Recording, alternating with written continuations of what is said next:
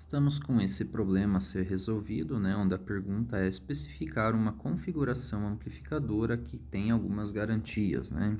Ou seja, que o Rin seja igual a 300 kΩ, ou seja, um valor alto, que o Rout seja igual a 200 ohms, né? Nesse caso, vamos considerar esse como sendo um valor relativamente alto. Além disso, né, que temos um ganho de 10 volts por volts, né? Volts por volts indica que estamos falando de um amplificador de tensão. Além disso, que ganho AV0 é o ganho em aberto, ou seja, desconsiderando a resistência RL, simplesmente considerando Vout em função de Vin. E além disso, né, que o ganho está em módulo, ou seja, o ganho do circuito pode ou não ser inversor. Além disso, a polarização do circuito, né, ela deve estar entre 0 e 8 volts, né, para realizar a polarização. Tá? Temos aqui algumas considerações, né, micro NCox W sobre L igual a 100 mA por volt ao quadrado, VTH igual a 1 volt, lambda igual a 0. Lambda igual a 0, desconsideramos a modulação de comprimento de canal. Além disso, micro NCox e VTH, né, estamos falando em um MOSFET, especificamente estamos falando de um MOSFET canal N, né, ou simplesmente MOSFET NMOS. Tá? Então, para resolver esse problema, né, vamos seguir aqui algumas etapas. Tá?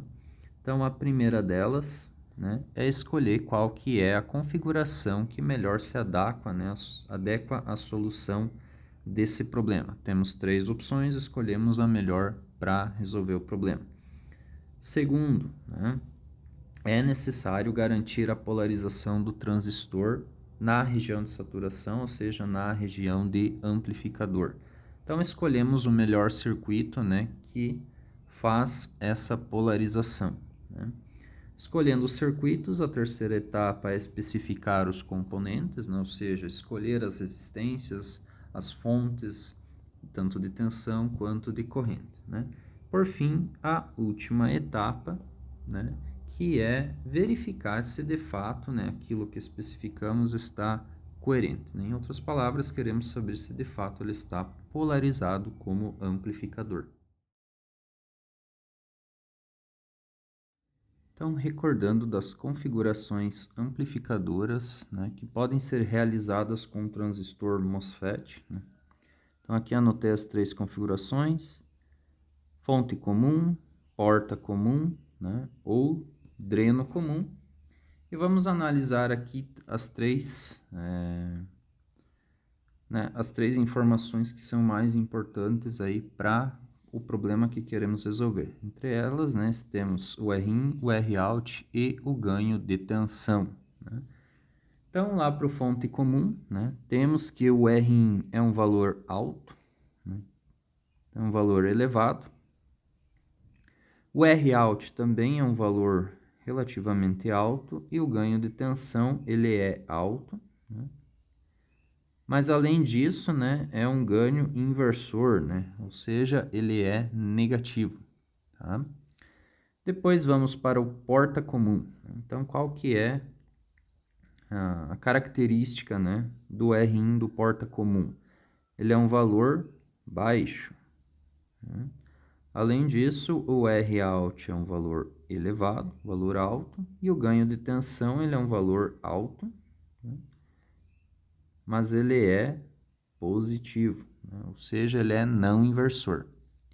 E para o dreno comum, temos a resistência de entrada com um valor elevado, um Rout com um valor muito baixo, né?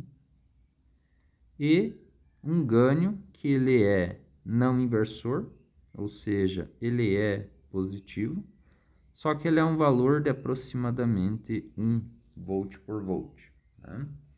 Então, agora recordando das especificações do problema. Temos, então, Rin 300 kΩ, Rout de 200 ohms e ganho de tensão em aberto, né? Ou ganho de tensão de igual a 10 volts por volts. Tá? Então, vamos lá, né? Qual configuração que se enquadraria nesse problema aqui, né? Então, vamos lá. R1 é um valor elevado, né? Então, temos aqui que o porta comum, ele dá um valor de R1 baixo, ou seja, porta comum não se enquadra, né, para esse problema porque a resistência de entrada é baixa e nós queremos uma resistência de entrada elevada, tá? Outra coisa, né, queremos um ganho que é maior do que 1, né? Ou seja, o ganho de tensão deve ser maior do que 1. Logo, o dreno comum também não se enquadra para esse problema porque o ganho de tensão é aproximadamente 1, menor do que 1, né? Mas aproximadamente 1, portanto também não vai servir para esse problema. Ou seja, a única opção que restou foi fonte comum, né? Ela atende R elevado, então essa parte está ok. Ela atende ganho elevado, ou seja, um ganho maior do que 1, né? Não que seja tão alto, mas é maior do que 1. Como o ganho está em módulo, ele também permite que ele seja inversor, então tudo bem em relação ao ganho. O R-out não é tão elevado assim, né? Mas é um valor relativamente alto, então está, né, ok. Ou seja, a melhor configuração amplificadora é o fonte comum. Então, recordando, né, das equações para o fonte comum, né? Então, quem são as equações do fonte comum? Tá? Então, para fonte comum, temos a equação do Rin, né? Então, o Rin é a resistência de entrada do MOSFET, né? Para baixas frequências, consideramos essa resistência como infinita, em paralelo, né, com a resistência de polarização, ou seja, o Rin é igual ao Rg, onde o Rg é a resistência de polarização de porta, tá? Além disso, temos Rout. O Rout é a resistência interna da configuração, ou seja, Ro, paralelo com a resistência de polarização do dreno, ou seja, Rd, né? E o ganho de tensão, aqui eu vou colocar como AV0, porque estamos considerando o ganho em aberto, é igual a menos Gm, onde Gm é o ganho de transcondutância, vezes a resistência de saída, ou seja, Ro em paralelo com Rd, né? Ali na especificação do problema, né, temos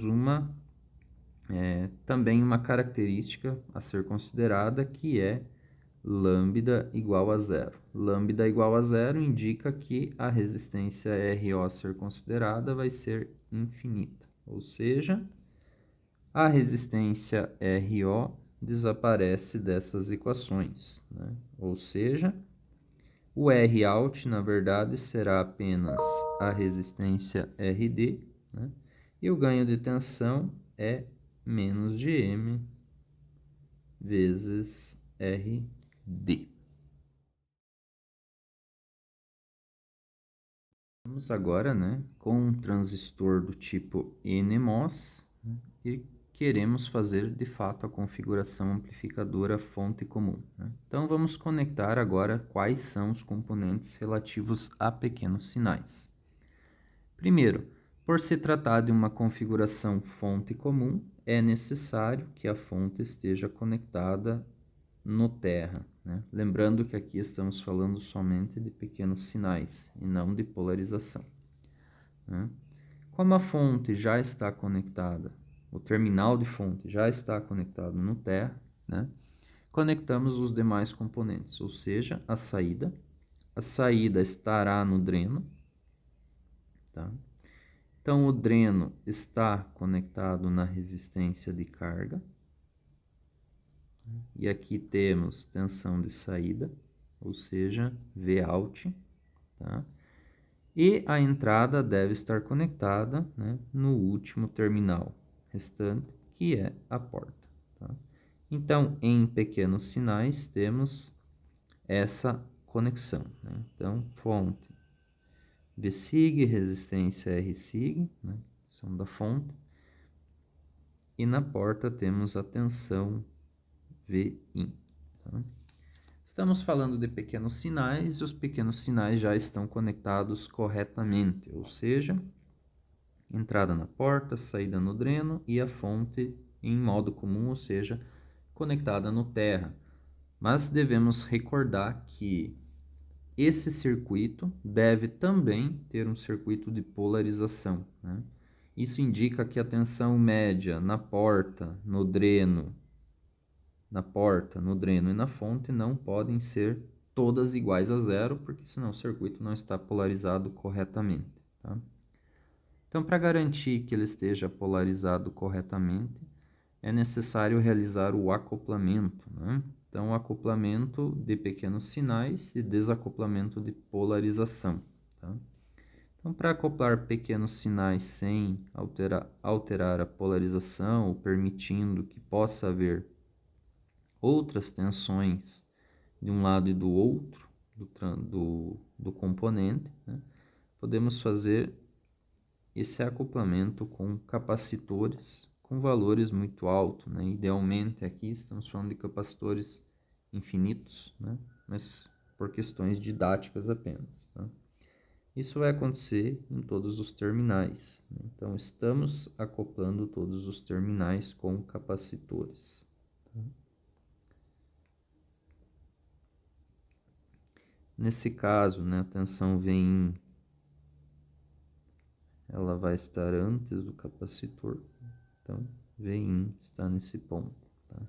Então, agora sim, temos um circuito que, para pequenos sinais, ele está conectado a todos os terminais com tensão média alterra, né? Ou seja, tudo certo. Mas, além disso, temos agora a possibilidade de incluir polarização, ou seja, uma tensão média nos terminais que é diferente de zero. Recordando rapidamente dos circuitos de polarização, né, que temos. Na verdade, são alguns circuitos, né, não estão restritos apenas a esses circuitos, né, mas são alguns circuitos que podemos aí considerar, tá? Então, o primeiro deles, né, é a topologia mais simples, né, de polarização, né, onde a corrente ID vai estar garantida pela tensão VGS, né, que é garantida entre a tensão de base e de fonte, tá? Esse circuito ele é interessante porque se na saída do transistor, ou seja, no dreno, nós temos a saída, né, temos a máxima excursão de tensão possível, ou seja, a tensão praticamente pode chegar a zero e pode chegar até a VCC. Então, uma boa excursão de saída, de tensão de saída. Por outro lado, né, é um circuito que ele tem uma alta dependência, né, dos parâmetros do transistor, ou seja, ele tem uma alta variação, por exemplo, com temperatura, né? Isso torna ele menos interessante. E aí temos algumas variações do circuito, entre elas utilizando o próprio circuito, né, com apenas uma tensão VGS de polarização, mas incluindo também a chamada resistência de degeneração, né? Então, essa resistência de degeneração, ela torna o circuito mais estável do ponto de vista, por exemplo, de temperatura ou de variações do próprio componente transistor, né? Mas, por outro lado, ela limita um pouquinho mais a excursão de tensão de saída, porque agora, né, temos aqui basicamente três componentes entre VCC e o terra, né? Então, a polarização ela fica um pouquinho mais restrita, né, quando se fala em variação de tensão de saída. Por outro lado, ela é mais estável, né, porque agora essa resistência de degeneração, né, limita um pouquinho mais as possíveis variações da corrente ID causadas, por exemplo, por variação de temperatura. Outro ponto negativo, né, dessa configuração é que essa resistência RS ela causa, né, uma realimentação negativa no circuito, né? Então, ela acaba, né, em outras palavras, limitando o ganho de tensão do circuito. Outro circuito possível, né, o circuito auto-realimentado, ou seja, a porta está conectada no terminal de dreno, né? Isso torna o circuito também mais estável, porque sempre que a corrente ID possa ter uma variação causada, por exemplo, pelo aumento da temperatura, automaticamente ela reduz a tensão VGS, o que torna ela mais estável, tá? Nesse caso, ainda temos uma boa variação de tensão de saída, né, por ter basicamente dois componentes aqui. Mas temos outro problema que também é a realimentação, né? Ou seja, a entrada vai estar conectada na saída, ou em outras palavras, né, a saída vai estar interferindo na própria entrada, e isso, né, faz com que o ganho seja comprometido, além de outras, né, questões a serem levadas em consideração na hora de especificar, né, os componentes. Por fim, né, também incluir aqui a polarização utilizando uma fonte de corrente, né? É uma configuração que tipicamente é utilizada para circuitos integrados, mas ela é interessante porque variações causadas pela temperatura ou variações, por exemplo, de construção do transistor, né, que podem causar diferenças na corrente ID, né, são limitadas porque a polarização com uma fonte de corrente garante uma corrente ID, né? Então, é uma configuração que ela é bem estável. Além disso, temos um outro ponto que também é positivo, né, que é o seguinte: apesar de ter três componentes aqui, né, esse último componente ele não precisa estar com variações altas de tensão, ou seja, a tensão nesse ponto ela pode ser bastante restrita. Idealmente, né, uma fonte de corrente pode ter qualquer tensão em cima dela. Em circuitos reais, uma fonte de corrente, né, feita, por exemplo, com outro transistor, ela tem limitações de tensão, mas são tensões que são bem pequenas perto do restante da tensão que sobra para o circuito. Ou seja, basicamente temos uma divisão de tensão por 2, ou seja, uma excursão boa, né, da tensão de saída, e não temos realimentação, né, o que indica que esse circuito acaba sendo bem interessante do ponto de vista de polarização e também de especificação dos componentes. Portanto, o circuito de polarização que vamos utilizar para esse exemplo é a polarização com fonte de corrente, ou seja, quem precisamos escolher qual é a resistência RD, qual é a corrente de polarização e qual é a resistência RG. Voltando para o circuito de pequenos sinais, né? Agora vamos incluir também a polarização, ou seja, já escolhemos que a polarização é feita com fonte de corrente, ou seja, no terminal de fonte do transistor, conectamos uma fonte de corrente conectada no terra aqui, porque o exemplo, né, especifica que a tensão de polarização de fonte é a menor, é o terra. E aqui colocamos corrente I, né? Além disso, né, terminal de dreno está polarizado utilizando uma resistência RD conectada em VCC. Já sabemos também pelo exemplo que essa tensão é de 8 volts, né? Por fim, no terminal de porta do transistor, conectamos uma resistência de porta com uma tensão de polarização VB, tá? Então, agora, né, que temos o circuito completo, precisamos especificar os componentes, né? Os componentes que devem ser especificados são RD, né? Então, essa aqui é a pergunta, né? Quem é o RD? Qual é a fonte de corrente I? e qual é a resistência de porta, né? Inclusive, né, qual que é a tensão de polarização VB, né, o V-bias, que também precisamos definir. Tá? Então vamos lá, como fazemos, né, para definir esses componentes, tá? Utilizando as equações da configuração fonte comum, né, conseguimos especificar aqui os componentes necessários, tá? Então, né, pela primeira equação, temos que o RG é igual ao Rin, né? Então, aqui, né, é a primeira especificação. O RG será igual ao Rin, e pela especificação do exercício, o Rin deve ser de 300 kΩ, ou seja, já temos o valor do RG. Além disso, né, temos que o Rout é igual ao RD, né? Lembrando que aqui eu estou desconsiderando o RO, né, porque o exercício, né, informou que o lambda é igual a zero. E além disso, que o ganho de tensão em aberto, né, depende tanto do RD quanto do ganho de transcondutância. Como temos apenas uma única possibilidade para Rout, né, obrigatoriamente o RD é definido pelo Rout.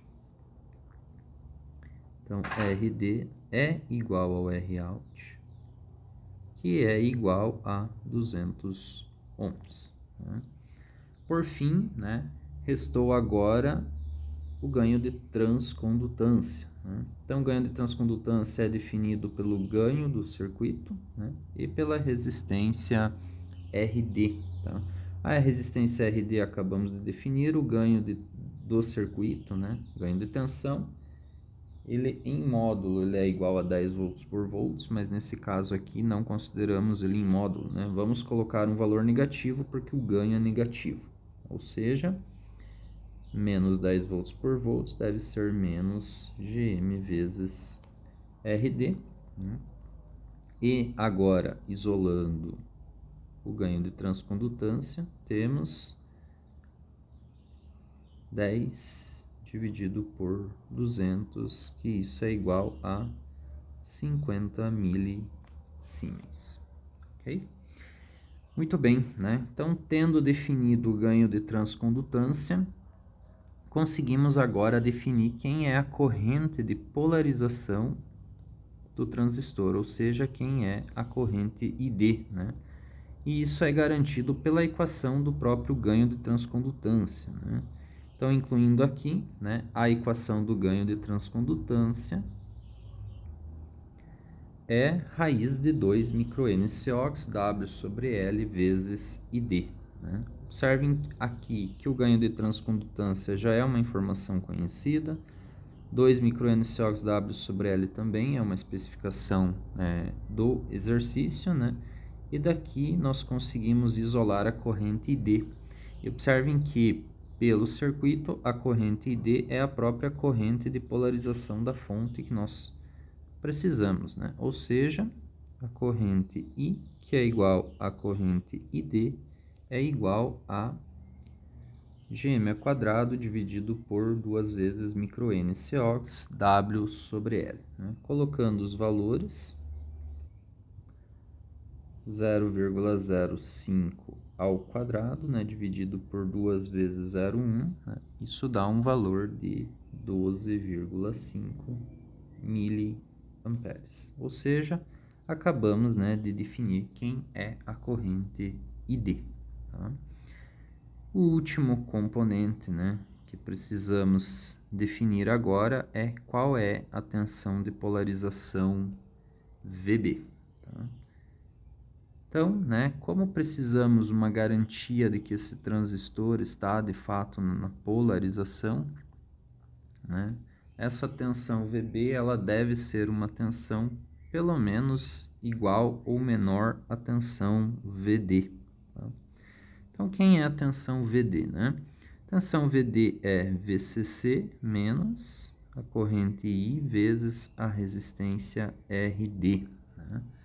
Então, colocando os valores, temos 8 menos 12,5 mili vezes 200 ohms, né? E isso dá um valor de 5,5 volts. Como a tensão VB deve ali, né, basicamente estar entre 10 e 8 volts e deve ser um valor menor do que VD, né? Podemos aí escolher valores distintos para VB, né? Vou, nesse caso, escolher um valor arbitrariamente e dizer que a tensão VB ela é igual a 3 volts. Tá? Ok? Então, dessa forma, né, temos todos os componentes definidos. Temos a tensão VB, temos a fonte de corrente I, temos todas as resistências obtidas. Ou seja, né, o circuito completo fica como RD igual a 200 ohms, RG igual a 300 kΩ, VB igual a 3 volts e a fonte de corrente I igual a 12,5 miliamperes. Muito bem, né? O circuito já está especificado, né? Passamos agora para o último passo, né? Que é verificar, né, se as condições de polarização estão corretas. Para verificar se o circuito está polarizado de forma correta, ou seja, se ele está na região de saturação, é necessário garantir que VGS seja maior do que VTH, né? Além disso, que VDS seja maior ou igual a VGS menos VTH. Né? Não conhecemos, né, ainda quem é a tensão VS, né? Mas pela especificação do circuito, né, nós sabemos que se ele está na região de saturação, então a corrente ID deve ser igual a meio micro NCox W sobre L VGS menos VTH. Já sabemos quem é o valor da corrente, né? Já obtemos ele. Sabemos quem é micro NCox W sobre L, sabemos quem é VTH. Então, basta isolar aqui quem é VGS, ou seja, VGS é igual a raiz de 2ID dividido por micro NCox W sobre L mais VTH. Né? Lembrando que essa equação é válida, né? Porque estou desprezando a modulação de comprimento de canal, ou seja, a resistência RO. Então, né, trocando aí pelos valores, VGS é igual a 1,5 volts. Ok? Sabemos que a tensão VG é dada pela tensão VB, né? Então, voltando aqui no circuito, né? Tensão VG, nesse ponto aqui, é igual a tensão VB, porque sabemos que a corrente na resistência RG é igual a zero. Isso acontece porque não há corrente em um capacitor e também não há corrente na porta, ou seja, a corrente na resistência é zero, consequentemente, VG é igual a VB e é igual a 3 volts. Né? Então, VG é igual a VB, que é igual a 3 volts. Logo, VGS, né, que é igual a VG menos VS, permite que nós possamos obter a tensão VS. Então, VS é igual a VG menos VGS, ou seja, 3 menos 1,5, que dá 1,5 volts. Já conhecemos a tensão VD. Tensão VD é igual a 5,5 volts. Logo, a tensão VDS é igual a 5,5, né? Menos 1,5 volts. E isso é igual a 4 volts. Portanto, VDS é maior ou igual a VGS menos VTH, né? Ou seja, 4 é maior ou igual do que 1,5 menos 1, né? E além disso, né, VGS é maior ou igual a VTH, né? Ou seja, 1,5 é maior ou igual a 1. Ou seja, ok, né, está em saturação. E dessa forma, né, chegamos ao final desse exemplo.